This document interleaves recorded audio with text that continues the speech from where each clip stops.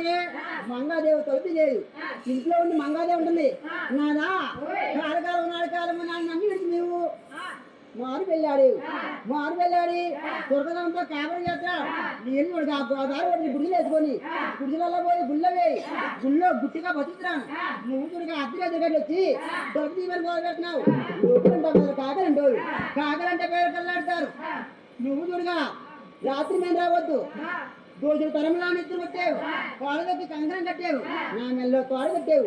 పట్టు పగలు రావని ఆ మంగాదేవి వెంకటాన్ని కూడా అలా వెంకటం పోయిందా? వెంకటాన్ని వెంకటం పేసి పొద్దున్నే లేచి పిల్లలకు ముక్కెట్టి ఇల్లు శుద్ధి చేసుకొని మంగాదేవి గోవిందరాయి పట్ల వెళ్ళి గోవిందరాయి వారి ఆదరించిందో చెప్తుంది. అక్క రాత్రి మీ మధ్య కోటకు వచ్చాడు. తలుపు తీయమని గోడ చేసాడు. నిన్నెంత మాత్రం తలుపు తీయలేదు. నీ మధ్య గారు వెనకెళ్ళిపోయారు అని ఆ మంగాదేవి ఆదిలక్ష్మిలో చెప్తే ఆ మాటలు గోవిందరావు కల్పించి మంగాదేవిని తిరిగితే మంగాదేవి బాధపడుతుందని భార్య ఆదిలక్ష్మి పెట్టుకున్నాడు. పోయిందా ఆడవారు బుద్ధురా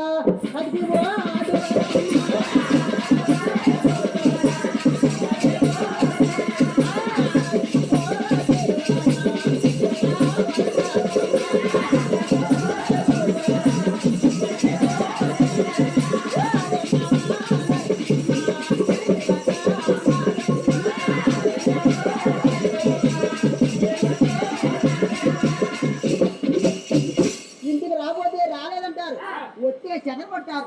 ఆడవారి బుద్ధులు అతి బుద్ధులు మీరు అతి బుద్ధులు అని ఎప్పుడైతే గోవిందరాజు చెప్పడుతున్నాడో ఆ మాట మంగాదేవారికి వచ్చి నా బావ గోవిందరాజు నన్ను తిట్టలాగా మా అక్క నేను ఉంటే తిట్టాడు. నేను ఇప్పుడే వెళ్తాను మన మంగాదేవి ఇంటికి వెళ్ళి తలుపు దారుణాలు తీసి కట్ట పగలు చేసి ఇళ్ళని కూర్చొని ఇల్లు శుద్ధి చేసుకొని తెలంగాణ వస్తాడని అలా ఎదురు తొక్కుపోయిందో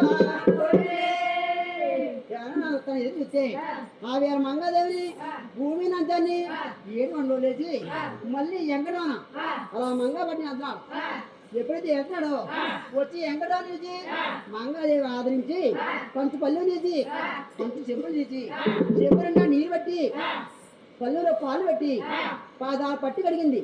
పట్టి కడిగి నీరు పై చల్లుకొని అలా ఎంకటాన్ని పాదసేవ చెప్పుకోయిందో